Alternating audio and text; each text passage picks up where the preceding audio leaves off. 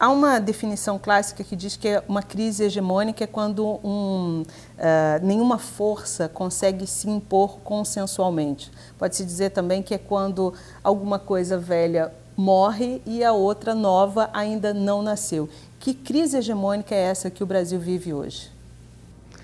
Bom, nós vivemos uma profunda crise de hegemonia. Não há nenhum grupo suficientemente forte, porque a frente política que se formou para realizar o impeachment da Dilma, ela é muito heterogênea, né, no interior dessa frente, e a gente vai observar que esses grupos vão internamente, a partir do momento em que a Dilma é afastada, vão ter projetos, digamos assim, diferentes entre si, né, nesse processo. Mas eu acho que seria interessante nós tomarmos um pouco a história das eleições da redemocratização para cá, foram 7 pleitos, porque eu acho que eles podem iluminar e nos ajudar a entender a natureza da crise que nós vivemos. Foram 7 eleições. Dessas 7 eleições, 2 presidentes em 2 eleições saem com uma enorme força das urnas, né? Então, se nós tomarmos Fernando Henrique Cardoso em 1994, quando ele vence em primeiro turno o Lula de 54% a 27%, não há o que discutir, ele teve o dobro dos votos do Lula naquela eleição. Então, a partir desse momento, você tem um presidente eleito com força suficiente para ser, digamos, o centro de um projeto político, né?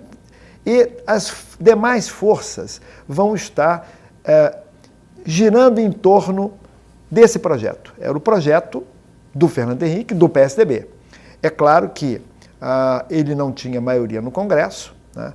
É claro que ele vai adotar, e todos vão adotar, o presidencialismo de coalizão, né, em que outras forças políticas assemelhadas vão se juntar a esse projeto. Mas se você for olhar o governo do Fernando Henrique, é claro que os cargos mais importantes do governo estavam nas mãos do PSDB, né? Bom, 4 anos depois, Fernando Henrique se reelege, com um percentual um pouco mais baixo do que em 94, mas ainda assim muito elevado. Ele vai ganhar do Lula de 53% a 32%.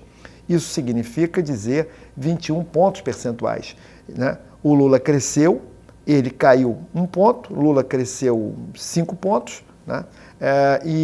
Então, ainda assim, o governo Fernando Henrique é suficientemente forte, entendeu? Para que, em torno do presidente, que tem um projeto, e que é um projeto de um partido, né, as demais forças pudessem estar, digamos, girando em torno, né? Então, não tem o que discutir.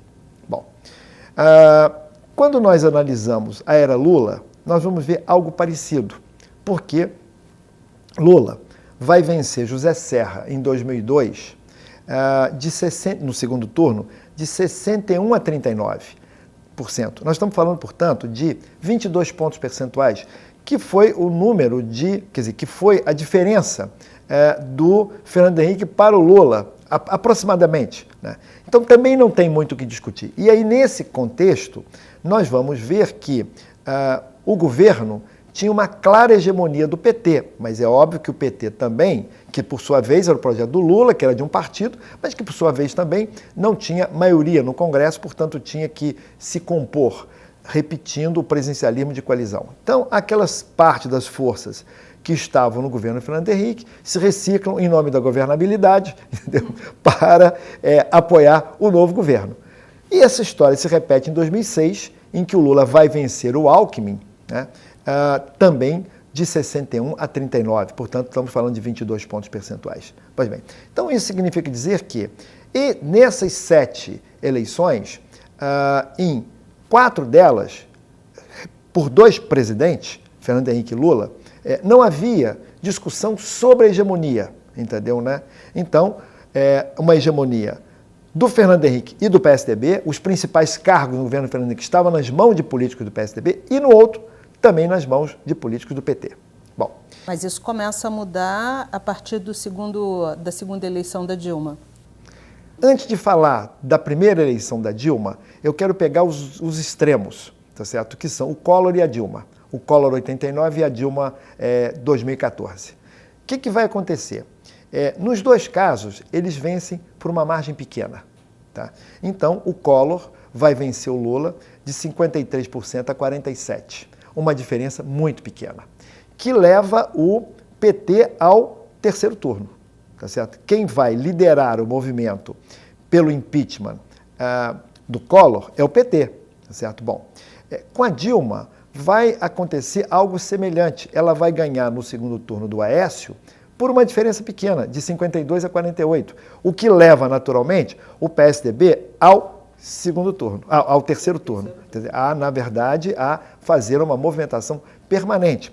Porque nos dois casos, né, nem o Collor, né, que além de tudo era um partido de aluguel, tá certo, né, nem a Dilma, né, que não era um partido de aluguel, claro, mas mostrava claramente o enfraquecimento, né, do PT da era Lula para a era Dilma. Na verdade, isso acaba enfraquecendo esses dois presidentes. São eleitos, mas são eleitos, nos dois casos, com acusação de estelionato eleitoral.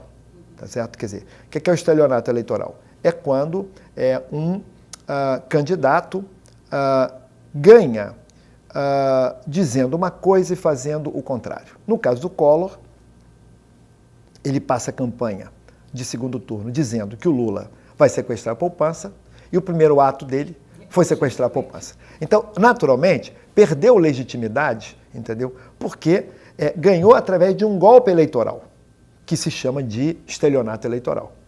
Com a Dilma, aconteceu algo parecido, porque durante a campanha, sobretudo de segundo turno, né, havia um embate entre ela e o Aécio, em que ela dizia que a economia brasileira ia muito bem, tá? E, portanto, enfim, não havia motivos para que a sociedade brasileira se preocupasse, né? E 20 dias depois do segundo turno, ela nomeia Joaquim Levy, ministro da Fazenda, que é uma pessoa alinhada com o pensamento do PSDB, do Aécio, etc. Ali ela perdeu a credibilidade. Evidentemente que a partir dali ela abre um espaço, entendeu, né, para a contestação ao governo. É nesse momento, então, que começa a se delinear essa atual crise, tá certo? Quer dizer, de modo mais agudo, tá certo, né? Porque eu acho que sinais dela já se deram na primeira eleição da Dilma. Ela perde a credibilidade e a partir do momento que se configura a vitória através de um golpe eleitoral, o PSDB e as demais forças políticas em torno do PSDB se sentem estimulados a um golpe parlamentar, tá certo? Então, ela ganha num golpe eleitoral e perde através de um golpe parlamentar. E esse golpe parlamentar, então, ele foi determinante para abrir ou sedimentar esse período de instabilidade? Para aprofundar, porque o Temer, ele também vai ser eleito dentro de uma chapa, né? Porque se nós vivêssemos no tempo em que você podia votar para presidente de um partido e vice de outro, como foi o caso, o Jânio Quadros e o Jango, que eram pessoas com propostas completamente diferentes, você ainda podia dizer, não, pois agora então ele foi eleito, né? Mas o Temer foi eleito dentro do projeto da Dilma, em que, na verdade, se apresentava como não havendo crise no Brasil. Tá certo? Bom, e aí ele vai, digamos, dar uma guinada em termos de política, na verdade, seguindo aquilo que a Dilma deu os primeiros passos.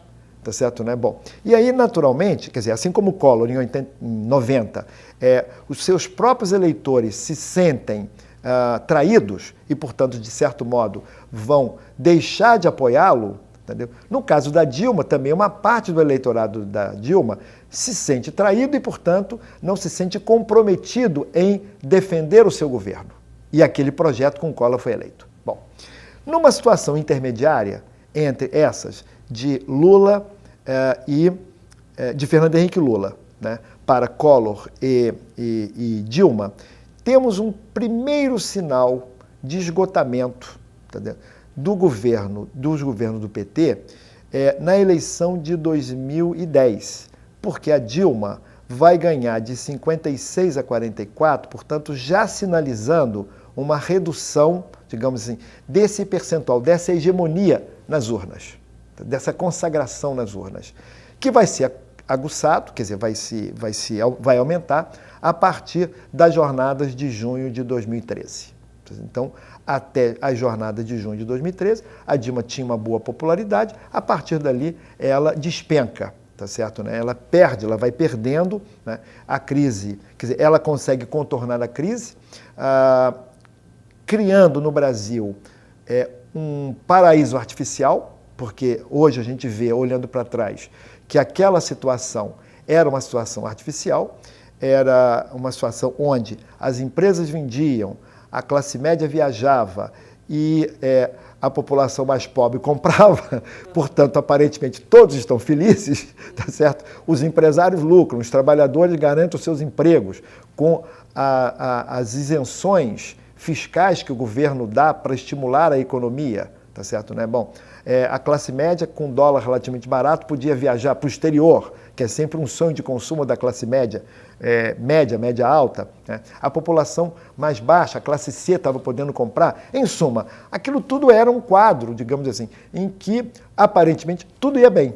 O que não ia bem que as pessoas não percebiam? E eu acho que nós não percebíamos, acho que a grande imprensa também não conseguiu detectar isso, sobretudo algumas áreas de jornais que têm uma espécie de avaliação entre aquilo que se diz na campanha e aquilo que efetivamente vai na realidade, o preto no branco, por exemplo, né? Bom, porque aquilo ali tudo foi graças ao endividamento do Estado. Tá certo? Então, o Estado vai contrair uma dívida monumental para viabilizar aquele paraíso artificial. E aí o paraíso artificial, num determinado momento, como todo paraíso artificial, chega a hora em que aparece a conta, tá certo? Bom, e aí a crise irrompe, né? Bom, então eu acho que esse é um cenário, digamos, em que, numa retrospectiva de 7 pleitos eleitorais, nos ajudam a entender. Mas poderia ter a pergunta, sim, mas e o Itamar? Tá certo? Bom, afinal de contas, o Itamar também, a essa altura, ele não liderava um partido político, como Temer. Porque Temer, na verdade, ele se equilibra, né, entre essas forças. Não há uma hegemonia, tá certo, do Temer, em que ele possa... Talvez por isso o presidente seja claudicante, tá certo? Porque ele sabe da sua fragilidade. Ele depende de muitas composições. O Itamar também, né? Mas o Itamar tinha Fernando Henrique. Não, mas o Itamar não foi o Fernando Henrique. Na verdade, foi o sucesso do Plano Real. Entendeu? Então, o Itamar, que também não tinha tanta popularidade assim, né? Porque, afinal de contas, era candidato a vice-presidente numa chapa que fraudou a eleição, né? Mas, para a sorte do Itamar, o Plano Real viabilizou a sua popularidade. E ele termina com 80% de popularidade quando ele sai do governo. Bom, mas o que acontece é que o Temer pretende, entendeu, ser o Itamar da vez. Tá certo, né? Bom, só que até agora não há sinais de que uma mágica como essa possa, digamos assim, ser realizada novamente. Tá certo? Quer dizer, o ajuste da economia significa um ajuste duro, tá certo? Para uma parcela ponderável da população. E nessa medida, a crise de hegemonia se aprofunda. Mas acho que tem um outro elemento nesse jogo, que é o empoderamento do judiciário. Mas isso já é uma outra questão. Mas antes de entrar, a gente vai falar sobre isso também. Há muita gente que fala que nessa crise há uma ruptura de pensamento, no sentido de que há uma desqualificação do Estado em detrimento do mercado. O senhor acredita nisso? Não, há uma guinada. Não, há uma guinada política para a direita. Nesse sentido, sim. Quer dizer, é evidente que a esquerda tradicionalmente enfatiza o papel do Estado E os grupos mais à direita, mais conservadores, enfatizam o papel do mercado. Que a gente vem de uma longa trajetória de investimento em programas sociais e agora isso está mudando completamente. Na verdade, durante a era do PT, a ênfase foi no Estado, tá certo, né? Então, evidentemente que essa nova configuração política vai buscar exatamente o quê? Vai buscar, a pretexto também da crise do Estado, de torná-lo menor. Tá certo, né? E torná-lo menor significa uma guinada, né, para a direita do ponto de vista do pensamento econômico. Quer dizer, o pensamento econômico, tradicionalmente, de esquerda, sempre enfatiza, não só no Brasil, no mundo, a esquerda sempre enfatiza o papel do Estado e os grupos conservadores sempre enfatizam o papel do mercado. Tá certo? Quer dizer, então a ideia de reduzir o tamanho do Estado, é óbvio que isso faz parte desse cenário. Vamos privatizar tudo que é possível, entendeu? Privatizar. Vamos ficar com o Estado do menor tamanho, óbvio.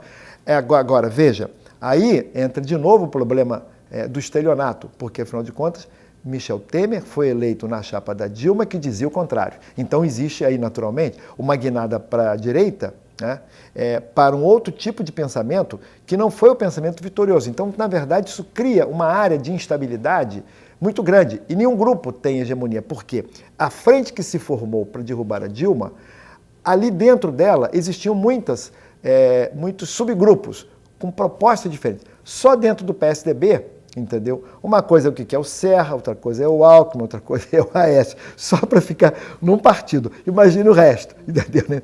Com muitas propostas ali, internas. Então essa frente, ela está em processo de tensão, de rupturas, tá certo, né?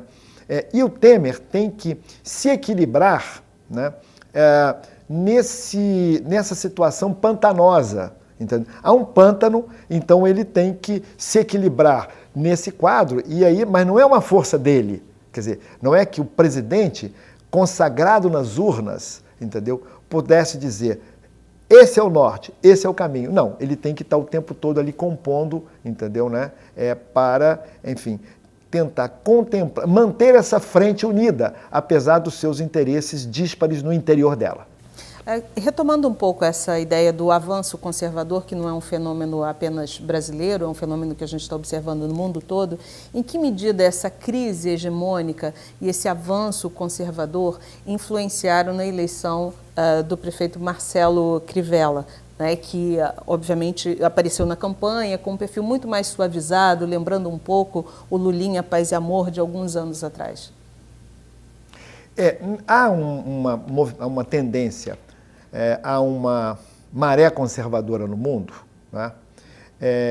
Mas essa maré conservadora, ela tem aspectos, digamos assim, em cada país de natureza diferente, né? No nosso caso, eu acho que é uma coisa muito específica.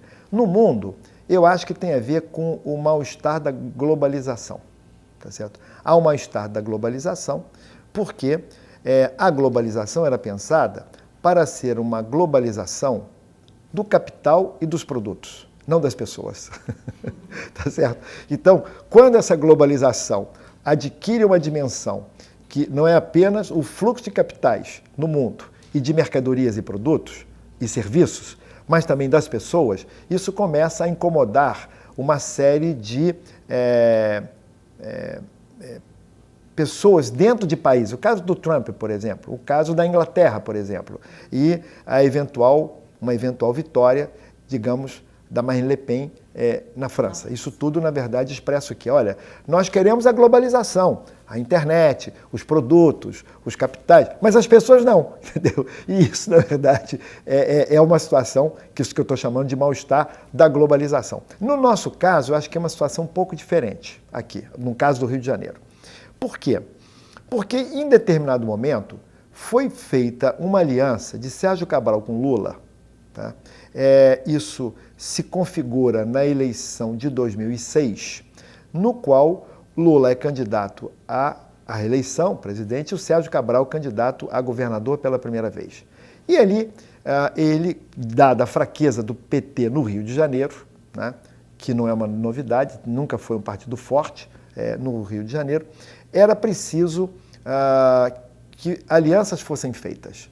Bom, e aí, essa aliança do PT com o PMDB, do Sérgio Cabral com Lula, ela vai se configurar dentro de um projeto em que o PMDB do Rio de Janeiro reconheceria a hegemonia do PT no plano nacional e o PT nacional reconheceria, digamos assim, o caráter hegemônico do PMDB estadual. Né? Bom, isso funcionou não apenas na eleição de 2006, mas na eleição do prefeito Eduardo Paes em 2008, depois na eleição de Dilma e Sérgio Cabral na reeleição de 2010, né? E se manteve até a eleição de 2012 para prefeito. Então isso vai funcionar razoavelmente bem de 2006 a 2012.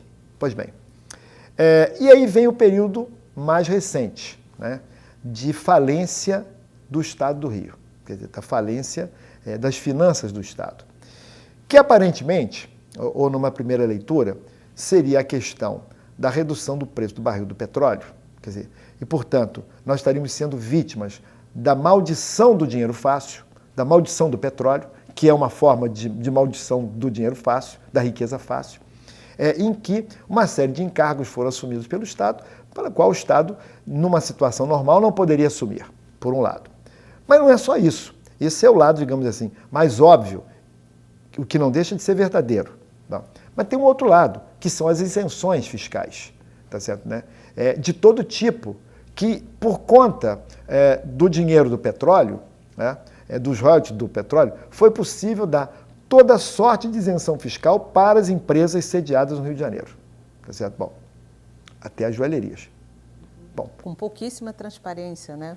Não, tudo sem transparência, mas isso daí, na verdade, significou também a retirada, digamos assim, de um volume grande de dinheiro, quer dizer, reproduz o modelo federal, que também as isenções fiscais, quer dizer, lá, no caso, para os automóveis, para a linha branca, enfim, isso no governo federal. Aqui, toda sorte de isenção fiscal, dinheiro fácil, dinheiro estava entrando, petróleo. Bom, aí... Você elimina a possibilidade da arrecadação futura quando dá a isenção. Claro, né? E aí, então, nesse contexto, há uma crise do governo do Estado, né? Uma crise financeira, mas também uma crise política, porque o governador, logo depois de eleito, entendeu, vai ter que se tratar de um câncer. E o vice-governador, idoso, tá certo? Bom, e uma crise financeira, uma crise fiscal profunda, né? Nesse quadro, apesar das Olimpíadas ter se constituído num projeto bem sucedido, né? Não tivemos, digamos assim, nada que nós pudéssemos, puxa, tudo isso aqui deu errado. Não, ela deu certo. Mas é o mesmo partido que está no poder.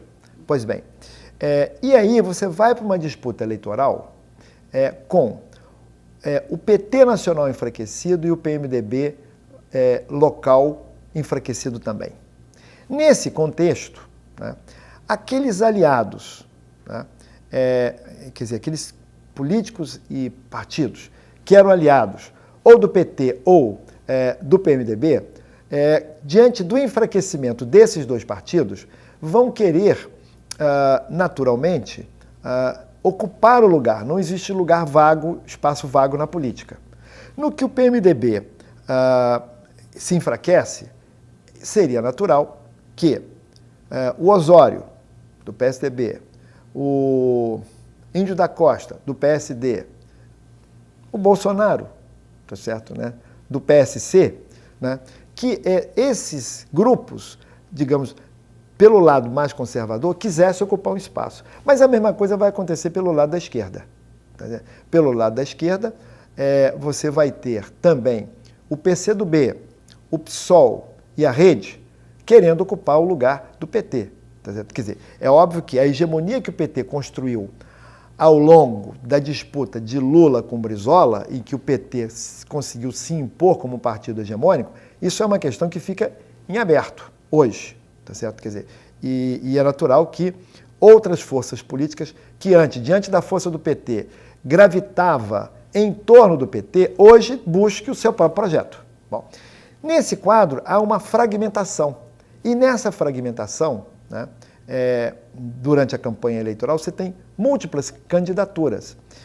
Na verdade, a grande pergunta é como um prefeito que consegue realizar uma Olimpíada bem-sucedida não consegue eleger o seu candidato. Entendeu, né? Pois bem, é claro que muitos erros foram cometidos, certamente erros de estratégia de campanha, mas não só. Acho que uma série de erros que são cometidos durante esse processo. Mas há... E uma disputa interna do partido muito grande também. Uma disputa interna de poder dentro do PMDB e do PMDB com aliados, à direita e à esquerda. Tá certo, né? Porque tanto o PSDB quanto o PCdoB participaram desses governos. Tá entendendo? Então, há uma ruptura. Enquanto esse grupo era suficientemente forte, ele conseguia atrair, digamos assim, tanto partidos e políticos à direita quanto à esquerda. Agora, nesse momento, todos querem ocupar esse lugar.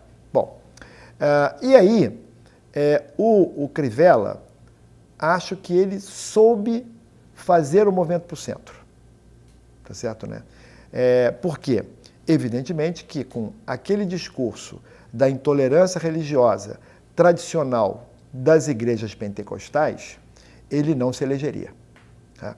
Então, era preciso suavizar o discurso. Né? De certo modo, é o que Lula fez, entendeu? Né? Depois de 3 eleições, né? Em que ele perde ganhando, quer dizer, o Lula de 89 para 94 para 98, a cada eleição ele perde, mas ele perde crescendo. Como ele perde crescendo, num determinado momento, bom, agora, na 4ª eleição, né, para eu ganhar, eu preciso fazer um movimento para o centro. Né? E aí ele faz esse movimento para o centro e é bem sucedido. O que o Crivella vai fazer é exatamente isso. Ele faz o movimento para o centro. O que o Freixo não soube fazer, tá, foi se deslocar para o centro e disputar com o Crivella esse eleitorado de centro. Ele continuou no segundo turno falando, digamos assim, falando para aqueles que já estavam convencidos. Né? Então, é convencer quem já estava convencido. Ele não consegue agregar, digamos assim, setores em que, de certo modo, entre o temor da intolerância religiosa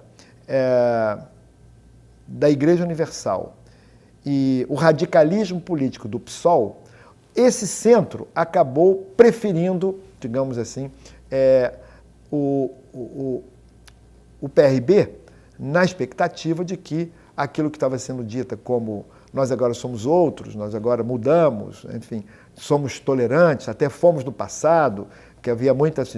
Na verdade, nós fomos intolerantes, fomos vítimas da intolerância, mas nós agora mudamos. Esse discurso, de certo modo, pegou uma parte do centro, né? E aí ele acaba ganhando a eleição. O que ele vai fazer, nós não sabemos. Tá certo? Até que ponto isso foi só uma estratégia para ganhar a eleição ou há efetivamente uma mudança de comportamento em relação à intolerância religiosa, e não só religiosa, tem outras intolerâncias também. Se isso vai acontecer ou não. Eu me lembro, e você se lembra também, que alguns anos atrás nós fizemos um evento lindíssimo, que era o cinema e a tolerância religiosa. Você estava aqui, eu também, nós estávamos no RDC, e nós vimos aquele evento em que tinha, numa mesma mesa no RDC, um padre, um pastor, um rabino, um sheik muçulmano, uma monja budista, uma mãe de santo e um líder espírita. Na mesma mesa, todos pregando a tolerância. Não sei se foi a partir dali, talvez isso tenha ajudado, mas nós vimos várias manifestações de grupos como esses contra a intolerância religiosa. Não me lembro de ter visto em nenhuma dessas manifestações contra a intolerância religiosa grupos pentecostais. Claro que outros grupos evangélicos, os luteranos, os metodistas, os batistas, tá? Com certeza, mas os pentecostais não. Né?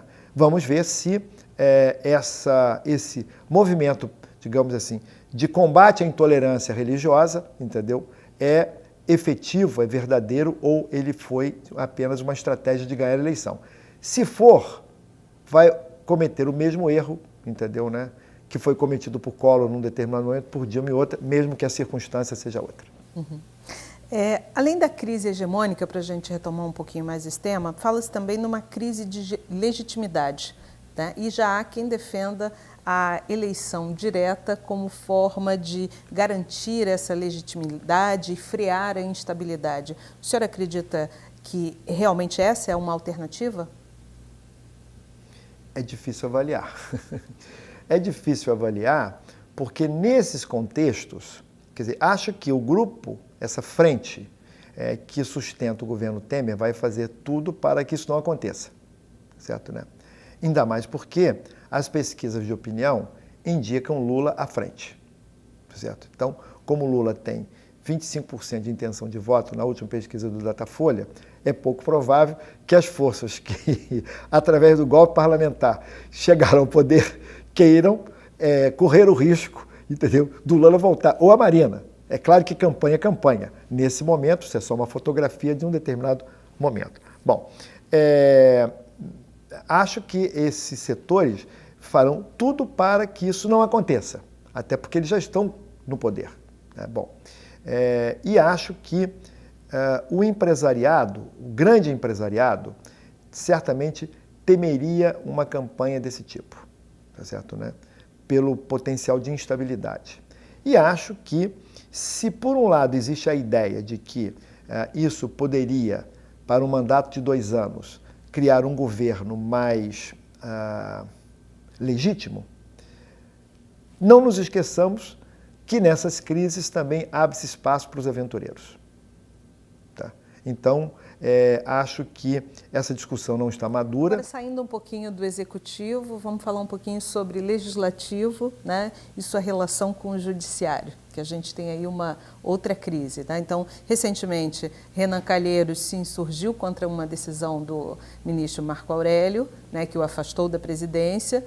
Em seguida, o STF decidiu a favor do parlamentar e agora a gente tem uma outra decisão do ministro Fux, né, que devolveu à Câmara o projeto anticorrupção que já havia sido aprovado. Né? Que consequências essa relação difícil entre legislativo e judiciário, essa disputa entre os poderes e muitas vezes internamente, em que os ministros estão se criticando decisões, publicamente, quais são as implicações disso com esse momento de crise hegemônica e de legitimidade?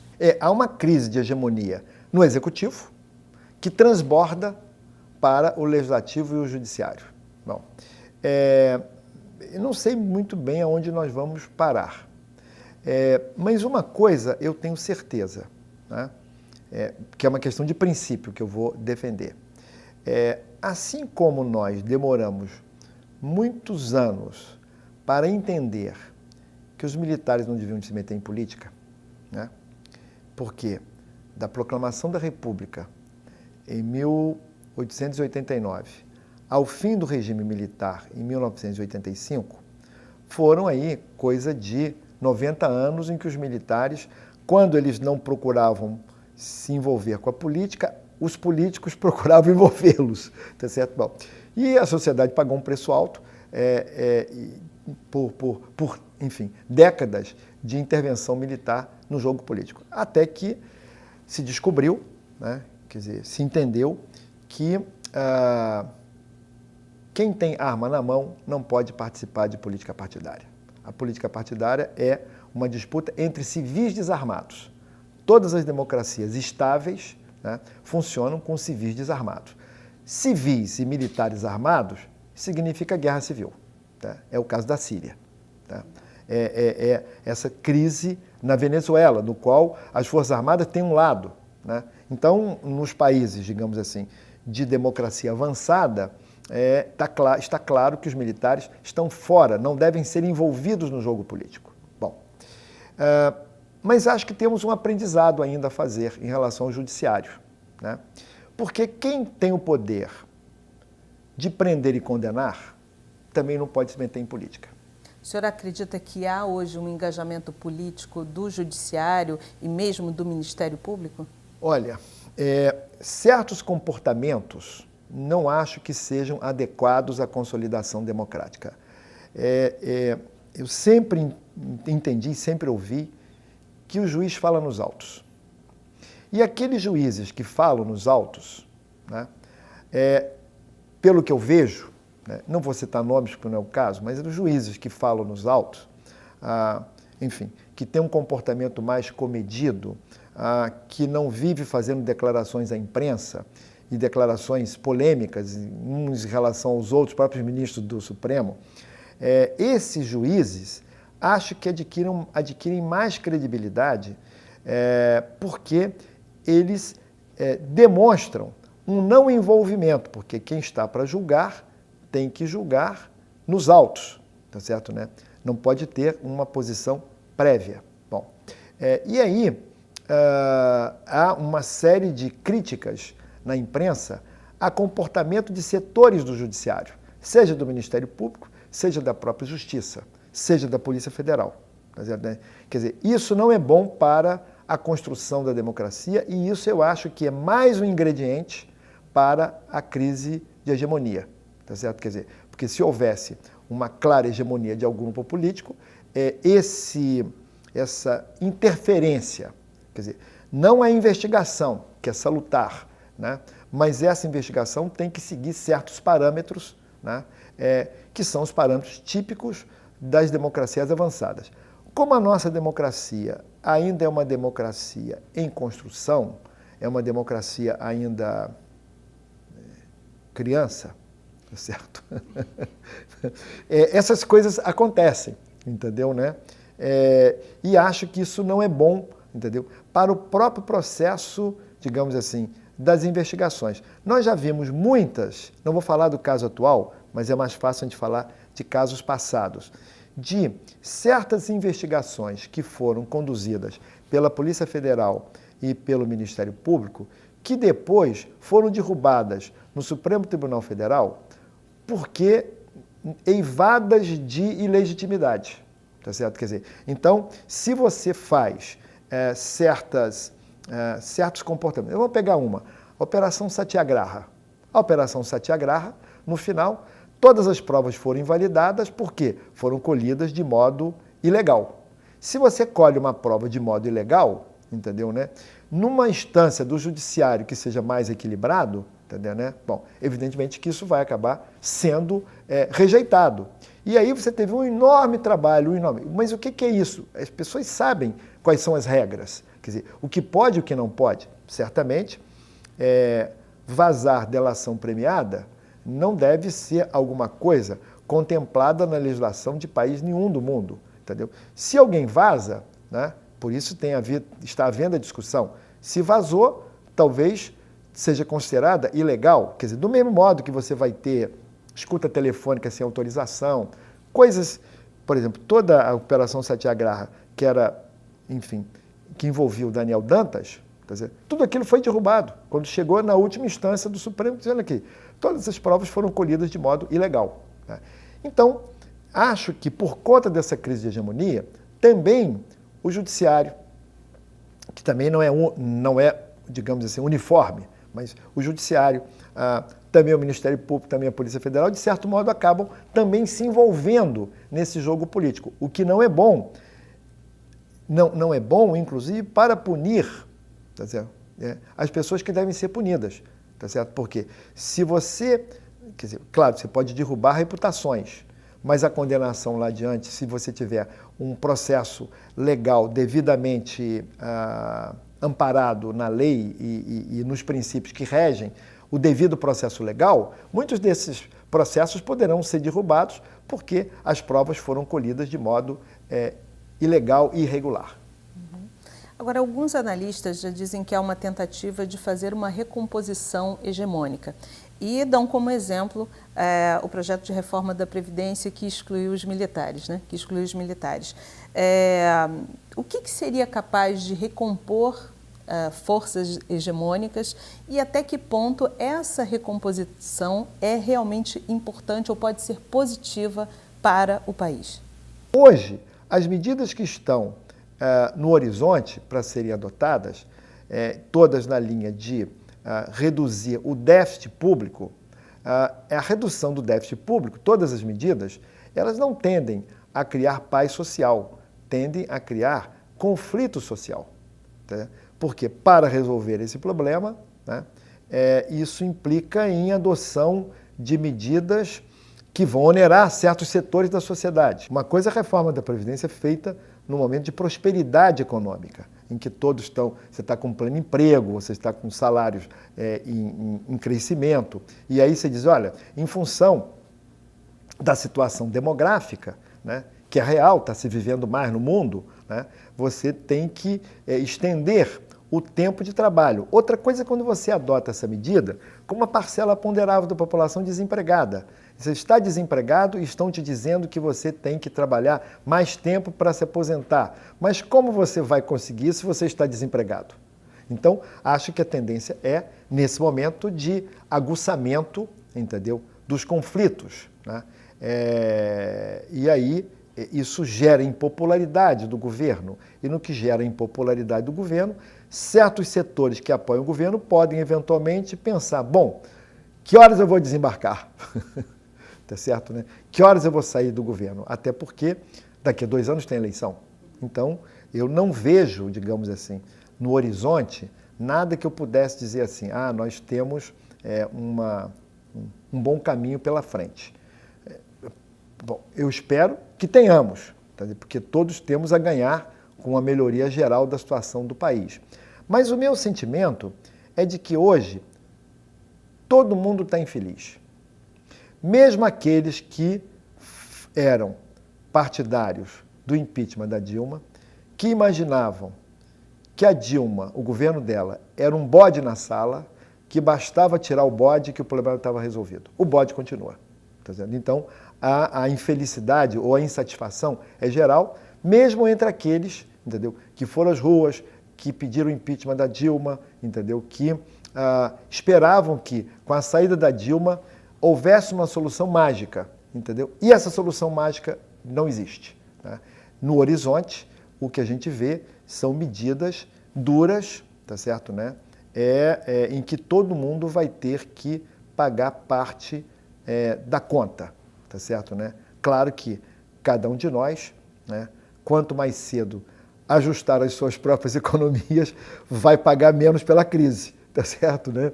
Bom, mas eu não vejo muita saída no curto prazo, porque seja a PEC do teto, seja a PEC da Previdência, tá bom, melhorou a situação financeira do Estado, sim, e a situação financeira das pessoas? Tá certo, né? Quando é que ela vai melhorar?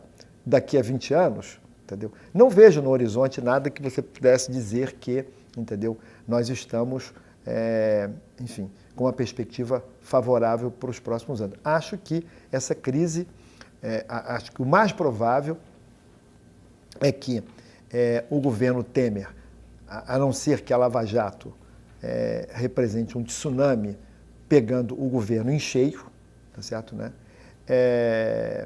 Acho que esse governo tenderá a ficar por mais 2 anos, né?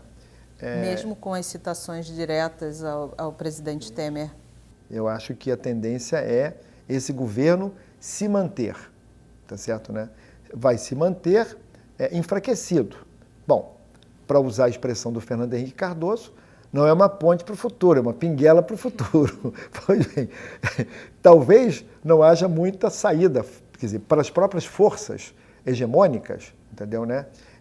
Um outro caminho que não seja pinguela, a não ser que, dentre as forças que promoveram o impeachment da Dilma, houvesse alguém com uma popularidade tal, entendeu, que essas forças dissessem, não, olha só, o Temer está mal das pernas, mas nós temos aqui o fulano, entendeu, que está muito bem avaliado, é uma pessoa confiável ao sistema, está muito bem avaliado, o mercado gosta dele, entendeu, né?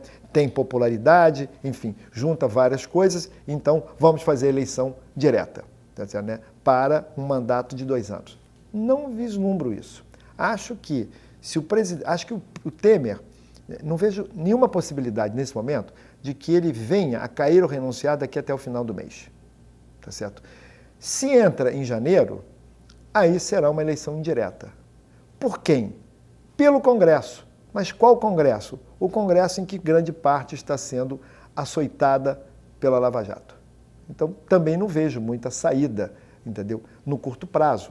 Acho que a tendência é esse governo ir, digamos, enfraquecido, né, até o final, até 2018, até porque quando nós chegarmos em março, né, porque já é Natal e depois tem o Carnaval, chegamos em março. Em março, nós estaremos a um ano das articulações para a eleição de 18. Se você pensar, né, que, então, em março, as candidaturas têm que ser articuladas e definidas em meados, tá? Ou um ano depois, porque essas articulações em março de 18, entendeu, já começarão. Tá? Não creio muito que haja nenhuma perspectiva de antecipação de eleições diretas, a não ser eleição indireta, tá certo, né? E que também não sabemos se... Um nome que poderia ser de consenso. Se um nome, e que, na verdade, teria o respeito da sociedade. E, na verdade, mais do que isso, que pudesse construir um governo de união nacional. Alguém que tivesse trânsito entre as diversas forças. Sobretudo, alguém que tivesse trânsito entre o PSDB e o PT. Né? Porque as disputas desde 94 estão no Fla-Flu, tá certo, né? Bom, e aqueles que eram coadjuvantes, né, no jogo político se tornaram protagonistas, porque o PMDB em todos esses governos, em nome da governabilidade, claro, entendeu? Eles eram elenco de apoio dos governos do Fernando Henrique, do governo do PT, do Lula. Né? E então, PT e PSDB eram os protagonistas e o PMDB e as demais forças eram o elenco de apoio, giravam em torno de. Só que esse grupo, o grupo do PMDB, descobre em um determinado momento que ele, na verdade, ser o protagonista. E aí o PSDB e o PT, que continuam fortes na sociedade, né, vão se transformar de protagonistas em elenco de apoio desse grupo. Bom, precisaria naturalmente de, se houvesse uma eleição indireta, de alguém que pudesse transitar, né, entre o PT, o PSDB, o PMDB, entre as principais forças, os principais partidos existentes no Congresso. Não vislumbro, não tenho ideia de quem poderiam ser essas pessoas. Né? Então, eu não vislumbro para o futuro nada muito promissor. Acho que nós vamos ficar nesses 2 anos, entendeu, né, nessa situação, patinando, né, tentando sair da crise econômica, que é grave, entendeu, né? E que está batendo na porta de todo mundo. E não estou vislumbrando nada que você pode dizer, não, ali adiante a gente tem um novo horizonte, a luz no fim do túnel. Eu não estou vendo essa luz. Eu espero que tenha, mas eu mesmo não estou vendo. Esperamos todos. Obrigada, professor. Imagine.